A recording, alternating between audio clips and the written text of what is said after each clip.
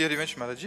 महाराज जी, आप जब भी कोई मुसीबत आती है, डर लगता है, तो आपका ख्याल आता है, उससे लगता है कि उस डर को मैं भगा दूंगा, और भाग भी जाता है। आपके समक्ष आकर पुनः आपको देखकर खुद को ताकतवर बना लेता हूँ महाराज जी, सभी डरों को पराजित कर लेता हूँ। लेकिन ये डर लगता है कि यदि कल आप नहीं रहे, किसी से शक्ति लूंगा मैं, कौन हाँ, मुझे ये संभालेगा। अब ये समस्या तो बड़ी भारी है ही क्या। ये समस्या तो बड़ी भारी है ही, क्योंकि ये मृत मरण धर्मा शरीर है और रोग ग्रसित है। तो अब इतने भारी रोग से ग्रसित है ना कि इसको कहा नहीं जा सकता कि ये कल चलेगा। हो सकता है 10-20 साल चल जाए, हो सकता है 10 मिनट न चले। ऐसी बिगड़ी गाड़ी है, दोनों किडनी फेल है, डायलिसिस हो रहा है। तो अब ये तो है ही है कि जब तक सानिध्य है तब तक। अब वैसे भी देखो, मोबाइल से देखना और फेस टू फेस देखना अंतर पड़ता है नहीं। तो अब प्रगट में जब हम किसी संत के सामने होते हैं तो हमको परमाणु भी मिलते हैं। मोबाइल से हम उपदेश ग्रहण कर सकते हैं, हमारा कल्याण का मार्ग प्रशस्त हो सकता है, लेकिन हमें परमाणु नहीं मिल सकते।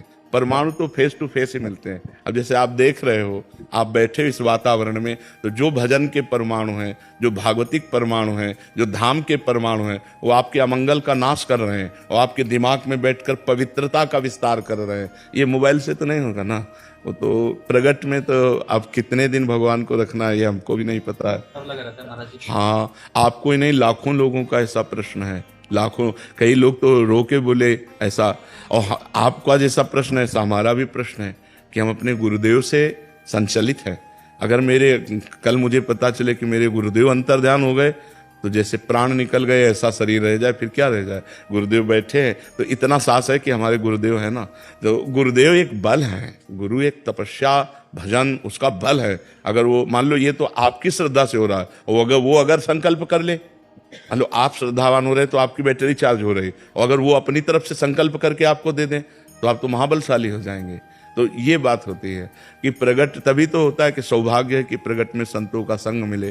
नहीं तो जब संत चले गए तो फिर उतना बात का प्रभाव भी नहीं रहता। जैसे हम हैं तो मोबाइल में उतना प्रभाव भी पड़ रहा है, और जैसे हमारा शरीर न रहे तो अभी वो सब ऐसे हो जाएगा, फिर उसका वो प्रभाव नहीं पड़ेगा, उतना प्रभाव नहीं पड़ेगा। वो धीरे धीरे धीरे धीरे सब शांत हो जाएगा।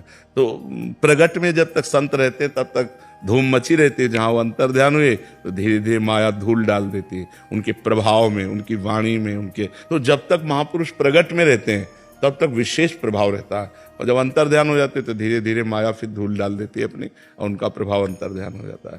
पर जो श्रद्धालु हैं, श्रद्धापूर्वक उनकी बात को मानते हैं, वो आजीवन उनकी बात पर मानकर उनका प्रगट अनुभव करते हैं। प्रगट अनुभव, जैसे नारद जी हैं, तो है सृष्टि में तो हैं पर हमारे सामने नहीं।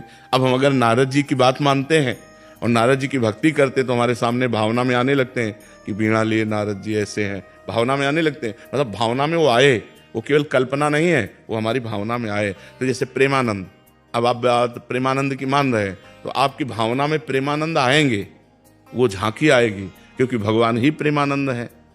ये शरीर प्रेमानंद थोड़ी है, प्रेम और आनंद तो भगवान ही है ना। तो वही आएंगे, वही तुम्हारी रक्षा करेंगे और वही आपको सपोर्ट करते रहेंगे। ये शरीर तो लिमिट समय का, कितना समय ये हमको भी नहीं पता है।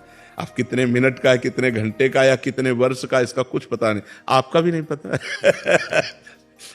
नहीं, इसका बड़ा विचित्र खेल है। बीमार बैठे रहते, स्वस्थ चले जाते हैं। ये भाई, ये भगवान की बड़ी विचित्र लीला है। तो आप चिंता न करो, हम तुम्हारे साथ हैं, चाहे ऐसे चाहे वैसे, ठीक है।